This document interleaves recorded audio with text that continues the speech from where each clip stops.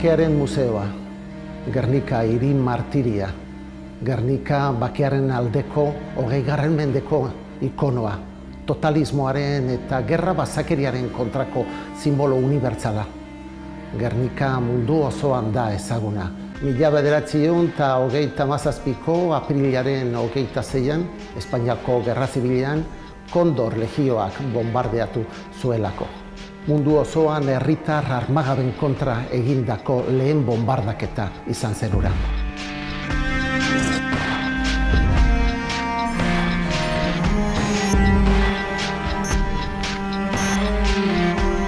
Hogeigarren mendeko artelan garrantzitsuenetako batek tragedia irudikatu zuen.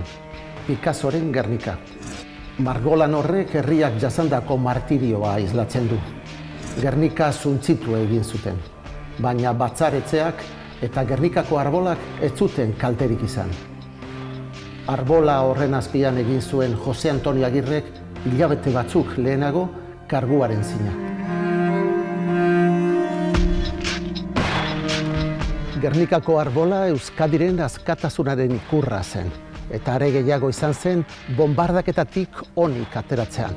Gernika suntsitzearekin batera Euskadiren askatasun aldarrikapenak ere amaitzea nahi zuten, baina ez zuten lortu. 14. eta 15. mendeetan Bizkaiko jaun izendatzen zituzten erregeek Gernikako arbolaren pean zin egiten zuten. Bizkaiko foruak eta askatasuna errespetatzeko konpromisua bere gain hartzen zuten. 1853an, Jose Mari Iparragirrek, gerrate karlistak bertatik bertara ezagutu zituen olerkariak, Gernikako arbola kanta idatzi zuen. Naiz eta berak ez jakin, lehen euskal erezerkian bihurtu zen. Euskal zubirotasuna nahi zuten herritarren ikur nagusian.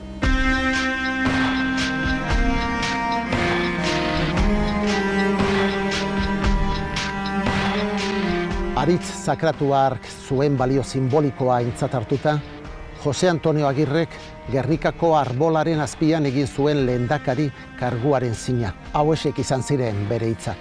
Jainkoaren aurrean apalik, eusko lur gainean zutunik azaben gomutaz. Gernikako zuhaitzpean, herri ordezkarion aintzinean, nere agindua ondo betetzea zindakit.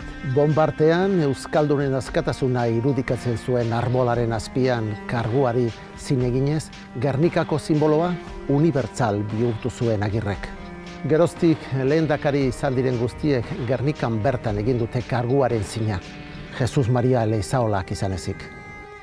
Leizaolak 1960an Donibane Loitzunen egin zuen, Jose Antonio Agirreren hilkutzaren gainean.